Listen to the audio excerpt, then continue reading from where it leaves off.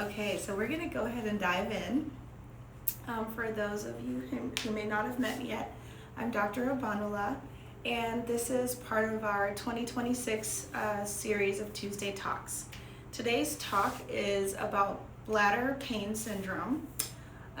It's a condition that's also known as interstitial cystitis, and it's really kind of near and dear to my heart because when I was in training, this was a condition that really piqued my interest before I even thought that I would be going into urogynecology. It's a condition that has been studied for a while, actually. I think the early 1900s is when people started looking at the condition, but it used to be very exclusive as far as people who got a proper diagnosis, and we'll talk about that. And so it's been really interesting and kind of fascinating and exciting to kind of be on the forefront of improving the quality of detection and treatments that we have available. So we're going to go ahead and get started.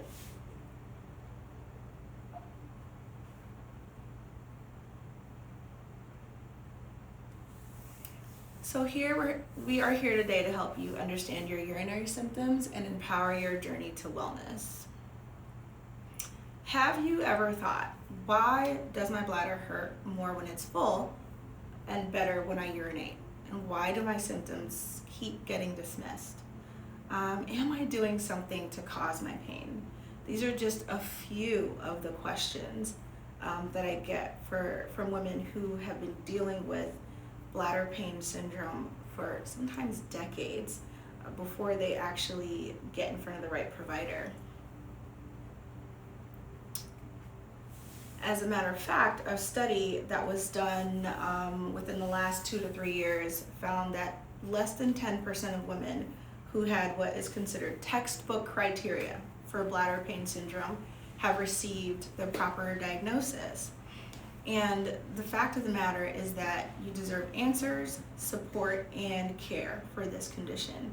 If not more debilitating, it is just as debilitating as a lot of the other conditions that I treat. And can really put a kibosh on a lot of our life goals when it goes untreated. So I want you to meet Sarah. Sarah's a young lady who, after about 7 attempts, finally had an appointment with a provider who understood her bladder pain symptoms. Sarah has lost time, she's lost wages, she's had to lose relationships, all due to bladder pain that really prevented her from pursuing life and happiness.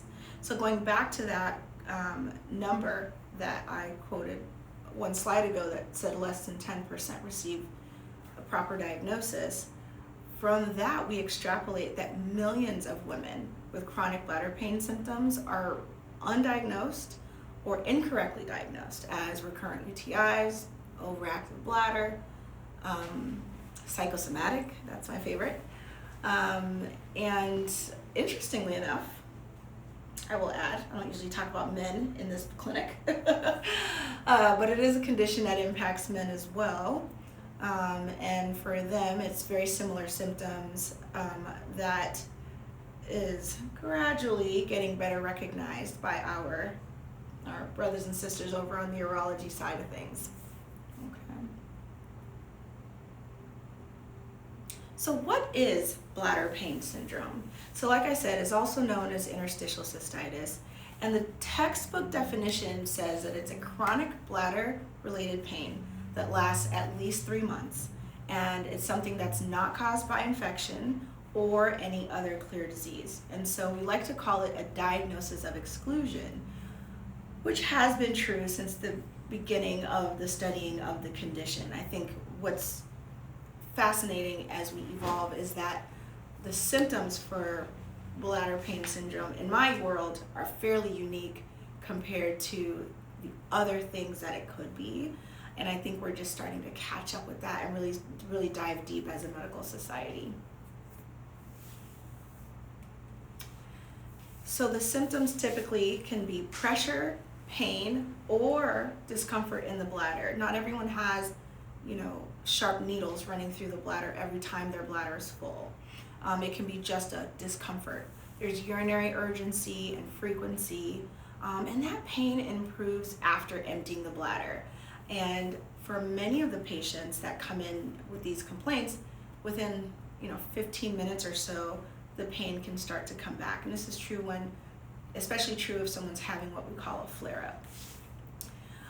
One thing that is interesting is that, whenever I talk with women about their symptoms, I explain that there are several different ways in which we can arrive at this diagnosis.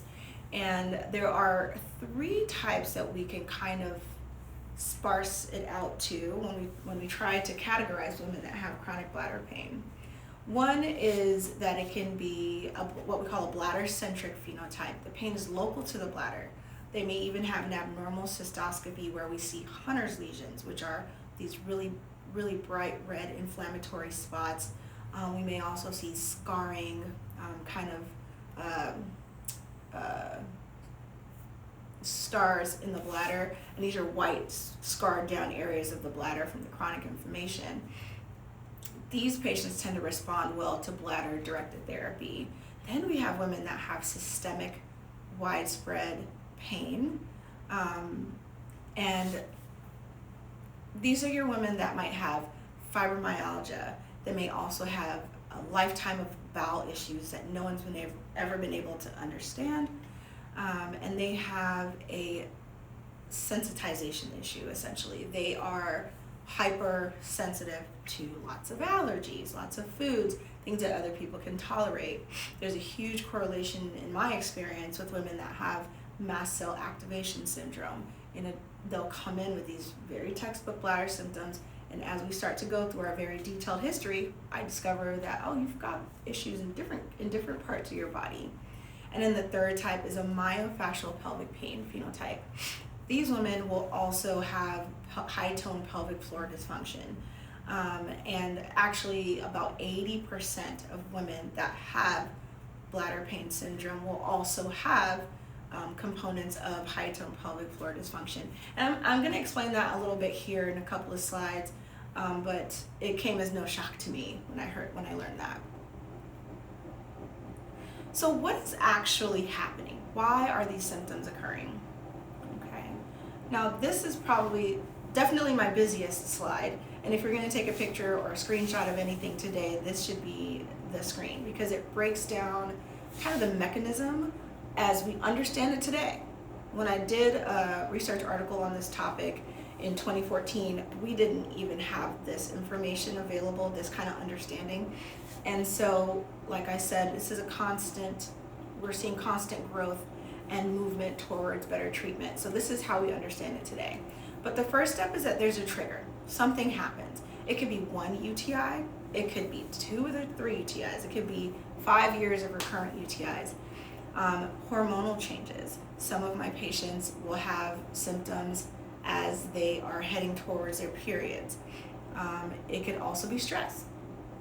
Stress alone can cause chronic bladder pain. And the way I like to describe this for patients is that, and some people, when they're really stressed, they'll get a migraine. Well, they'll get really bad acid reflux, can't eat, loss of appetite, and some people will get bladder pain. So it's the same concept. This is how your stress is manifesting in your body. Other times there's injury or inflammation to the bladder of some sort. I have my women that have had bladder cancer. Maybe they've had treatment in the bladder that can trigger a chronic inflammatory response. And then sometimes there's no clear cause, okay? And that's obviously my most frustrated sect of women. But this trigger leads to the bladder lining getting irritated. The bladder's layer becomes sensitive, and I like to think of it as when you have that inflammation, it starts to break down the protective layers of our bladder lining. And so you get this very reactive process that's happening in the bladder. So once you have that, as true to any parts of our body, the nerves start to wake up. And so they're trying to tell your brain something bad is happening in this part of the body, and those nerves become oversensitive because that trigger, the inflammation, it's not slowing down, and so it's starting to build a nerve pain pathway in the body. And so the signals will get stronger, and then the urgency in the bladder will become more intense, and then suddenly just filling your bladder, which we do if we have healthy kidneys, basically every 30 seconds we make new urine, it starts to feel uncomfortable.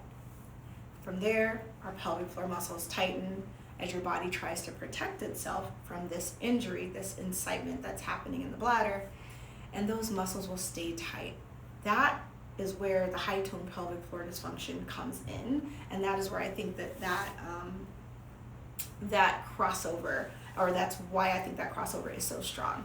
And the way I like to describe it or explain it is like if someone were to punch you in the shoulder really hard, like you'd pull back and you'd start to tighten that muscle, and that's the same thing. Your body is designed to protect you.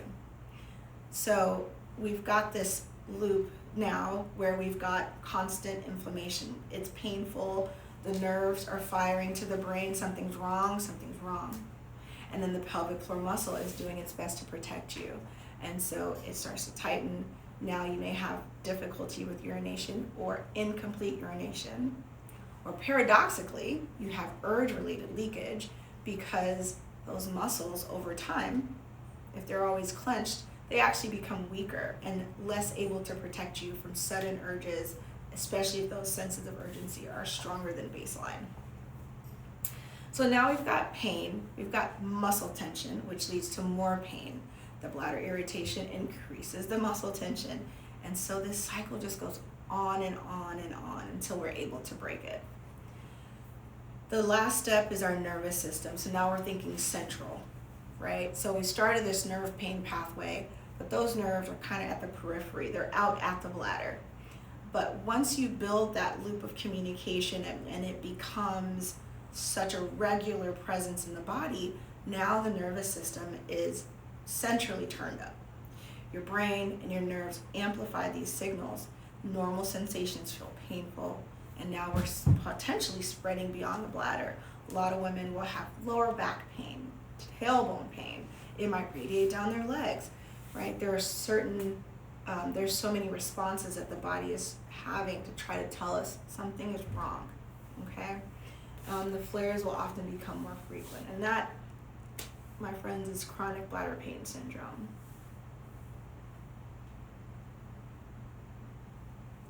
So how do we diagnose this?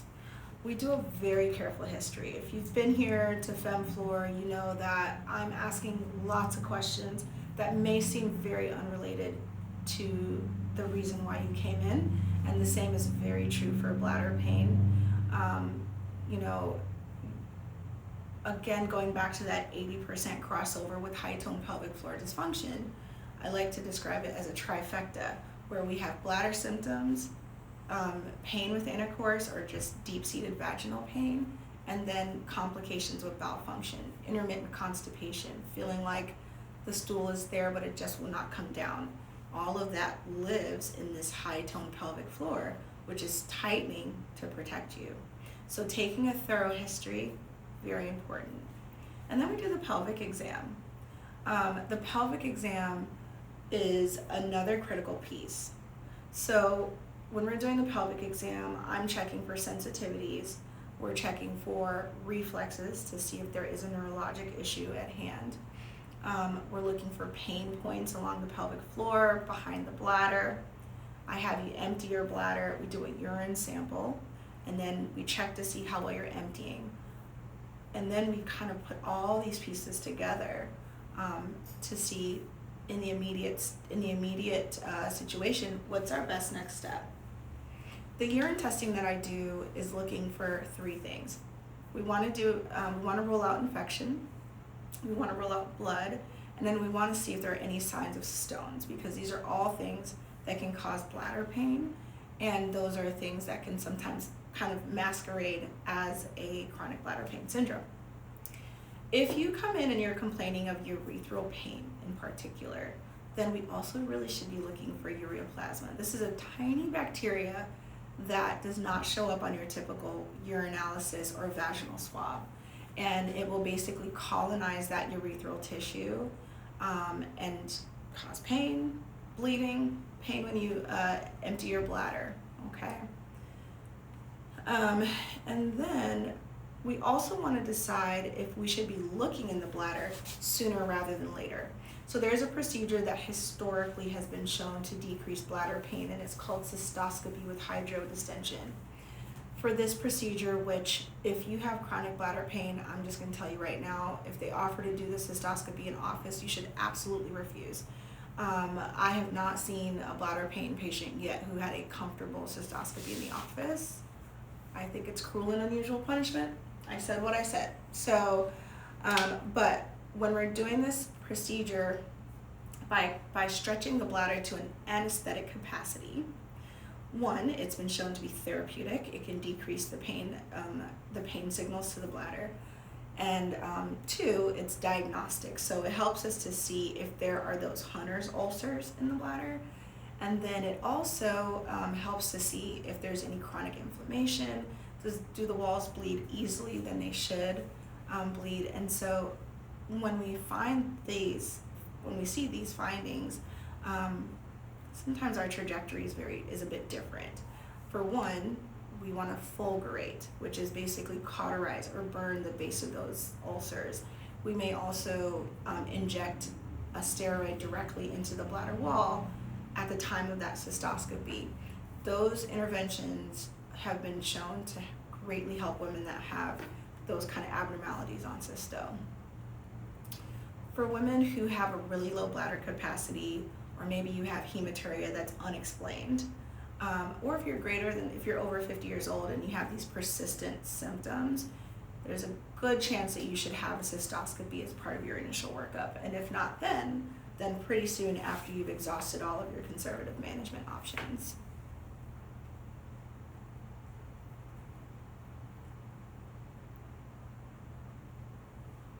Okay, so moving on to our treatment pillars.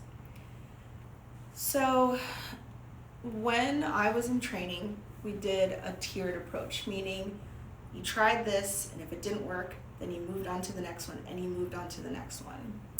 And as a rule, I think that is still a good model, because oftentimes chronic bladder pain can feel like you're on a Ferris wheel or a carousel, and you're just like, we did this, it didn't work, we're coming back to this, we're doing this again, oh, let's try this, oh, did we think about that?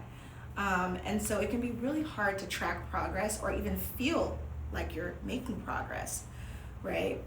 And so I'll walk you through what we do historically and then kind of let you know what the current guidelines are saying. So first of all, there are behavioral changes. What does that mean? The first and foremost is actually stress reduction. So after today, I want everyone to log off and get rid of all your stress, and then we won't have this problem anymore. I mean, how hard can that be? So I try to promote self-care. We live in a very stressful time. There are challenges that show up every day, and like I said, stress manifests differently for different people. And for my women with bladder pain syndrome, it tends to flare up when they're under stressful situations. So stress management, working with a social support person who can help you tease out what those triggers are in your environment, your social environment, that might be leading to pain. Dietary changes is another one. There is a handout that I give all of my patients that has a list of foods that are acceptable, as well as lists that foods that you want to avoid if you're having these flare-ups. Many of you are aware of the Interstitial Cystitis Society, or ICS, I believe, and they have a lot of resources also about different foods and different communities that you can join that can teach you or kind of teach you in a community setting things that worked for some and didn't work for others. I would say under this same category, there is an old wives' trick or treatment called, I call it baking soda water, that has been shown to help. I did not believe it when I first moved here. And then I met a couple of patients who swore by it. And so the recipe is 1 tablespoon of baking soda in 8 ounces of water, and just to drink that in the morning. You can honestly drink it whenever you're having symptoms, and it's been shown to calm down that inflammation. Pelvic floor physical therapy. Oh, so this is an important one. For women that work with pelvic floor PT for the purpose of chronic bladder pain, I see significant improvements if you're in front of the right therapist. First and foremost, tell them I am not here to do Kegels. I do not have a weak pelvic floor. I have a tight pelvic floor, or I have bladder pain, okay? Physical therapy should be working on relaxation techniques, proper bladder and bowel emptying, biofeedback. These are all things that give you the tools to prevent flare-ups and to kind of head them off if you see them coming or can anticipate when they're going to come in next. Oral medications. I broke these down into non-prescription versus prescription medication. As far as non-prescription, I always talk to women about H2 blockers. Now, historically, we used to recommend Vistaril and cimetidine, and these were medications that were good for blocking histamine activity, I think at H1 and H2 receptors. We have since learned that those are associated, they may not cause it, but they are associated with early onset dementia. So I do not recommend those anymore. Now we want to look at our modern day antihistamines. The three I usually refer to are Allegra, Xyzal, and Zyrtec.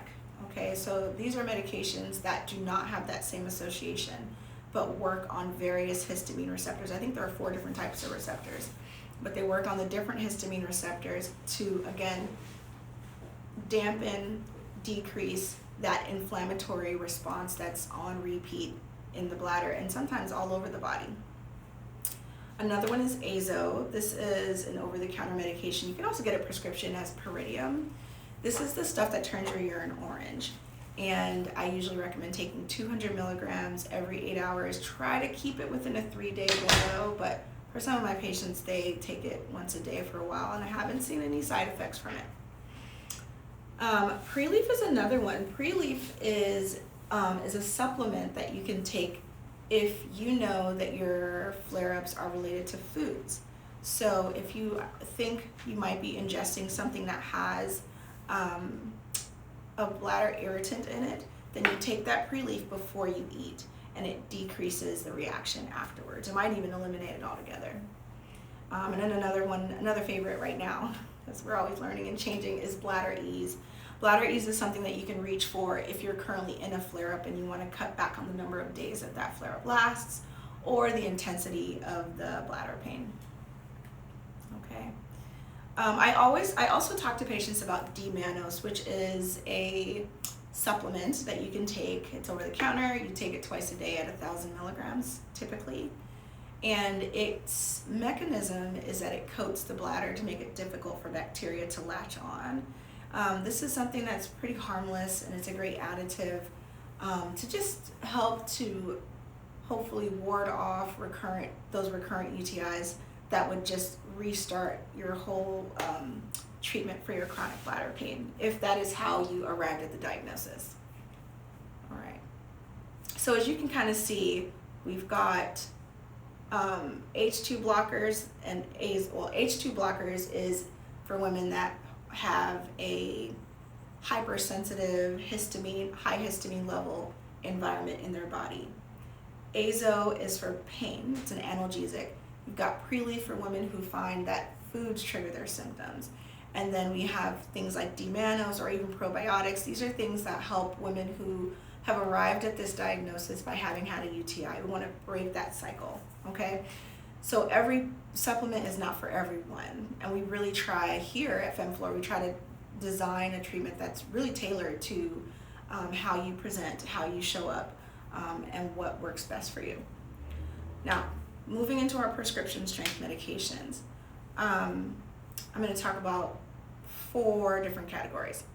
First, let's talk about Elmiron, which is the only FDA-approved medication for bladder pain syndrome, for interstitial cystitis.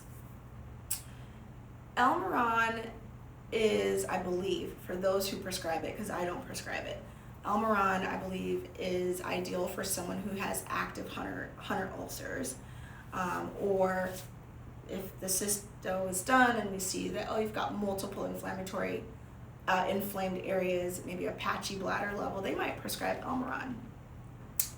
Elmiron takes 3 to 4 months to work, and it has a low success rate. Some studies quote a 12% improvement in symptoms, and it can cause permanent eye damage and hair loss.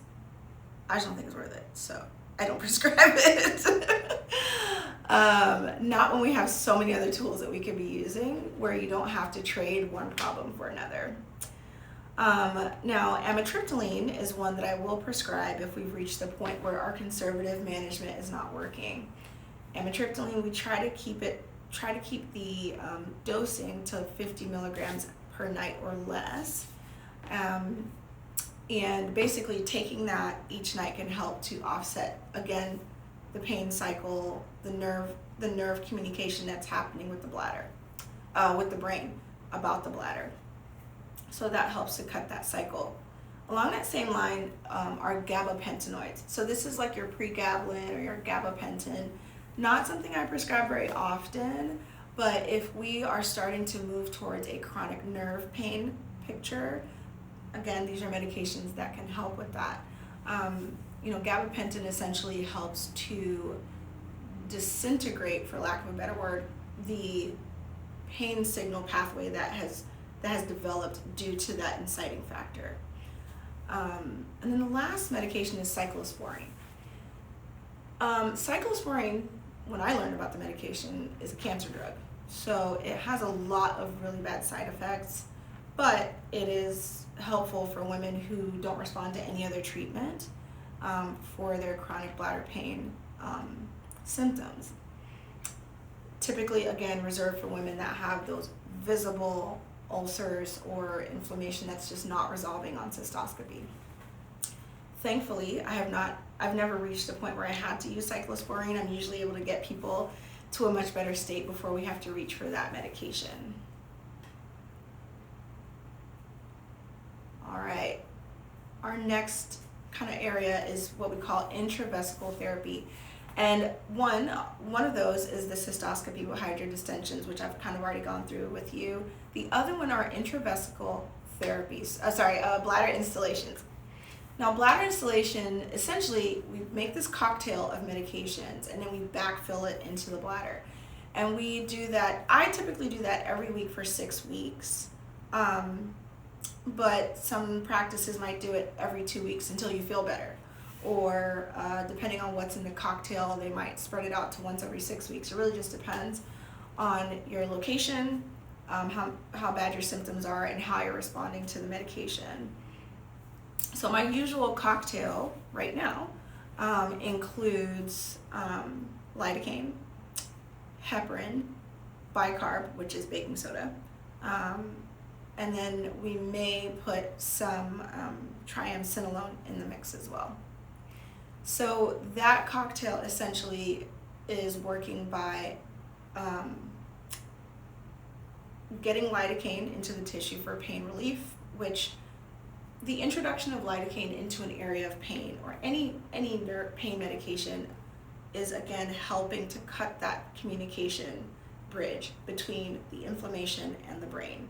And that's how that lidocaine is helping. The heparin, actually, which is used for, we use that as a blood thinner, right? That's what we know it historically as.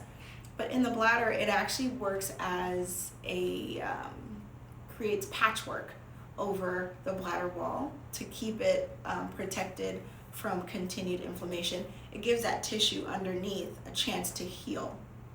That healing, the breaking of that communication, those are things that help to get the body started on a path to recovery.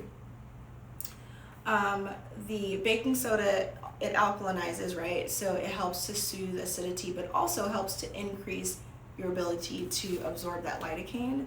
And then the triamcinolone, actually a friend of mine just put out a study, I guess it was within the last couple of years, that showed that cocktails that include the triamcinolone do just as well as without it. And so I've become a lot more judicious about who needs that and how we introduce that into the cocktail, because the success rates for these installations are about 75 to 85%. There is a medication that I used to include regularly, and that's called DMSO, dimethyl sulfoxide, I believe is what it's called. And that is probably the longest studied, approved, installed medication for bladder pain. And I'm gonna be honest, I don't remember the exact mechanism, but it causes a lot of pain during and after the treatments. It does increase your success rate from about 75 to 85% as success rate. But it's extremely expensive, and then it's even harder to get a hold of. So I reached a point in my practice where I was having to put women on hold for treatment in an effort to acquire this medication, and then finally just said, 75% ultimately is better than 0%. And so far we've had really good success with this treatment for many of the patients that have gone on to installation. Okay, so as far as procedures, there are two that I will sometimes entertain. One is Botox. These are injections directly into the bladder wall. Now, Botox works by relaxing our muscles, and so we have less of that urgency, less frequency, and then less of the bladder muscles spasming like we talked about. And so that again is just a way to cut the cycle. We're just constantly trying to disrupt that cycle of messaging to the brain that, hey, something is wrong. Another treatment that is kind of off label is neuromodulation. This is sacral neuromodulation. This is a device implant that works at the S3 nerve root to calm the bladder. And it helps, again, with that bladder spasming. It's more of a long-term permanent solution, which, the vast majority of women will have overactive bladder, urge incontinence, and those are FDA approved indications for sacral neuromodulation, but we're truly getting at the pain. Our hope is that by relaxing that bladder, we can decrease pain signals from the bladder. And then finally, there is surgery, which is rare, where basically they take out the bladder. They remove the entire bladder. And knock on wood, I have not had to get to that point in my career, and in some hands it's a 70% complication rate. So we really don't want to take out the bladder if we don't have to. All right. So that was a lot of information. What are the things that you can start to do today? Number one are the behavioral changes. So looking at support groups, online resources, figuring out what are my triggers. Is there anything I'm eating? Is there anything I'm drinking that could be causing this? Do I get these symptoms every time I think about going back to work? Or every time I think about spending time around someone who causes me a lot of pain and heartache? Keeping a journal of when your symptoms happen is very helpful.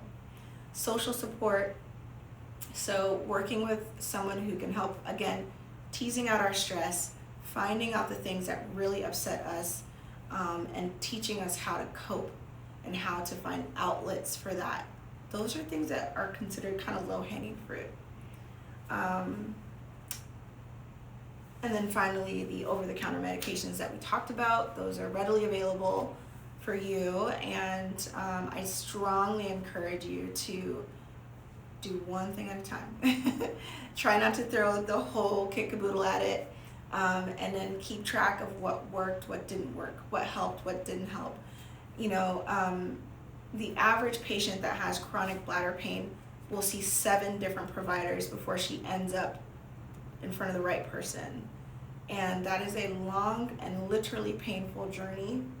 But because of that, she usually comes in and has a whole list, and she's like, no, I'm gonna tell you what not to offer me because I've already tried it. And that's great. Like, that's where you wanna be. You wanna be empowered, you wanna be informed, and you wanna come ready with the information of what you understand to be what you're going through, but having an open mind. and saying, we're gonna roll all the other potentially very dangerous things out as we continue down this track towards feeling better.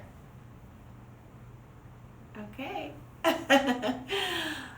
For those of you who may not have been here, who may not have come to Femme Flôr yet, we are excited to hopefully meet you one day.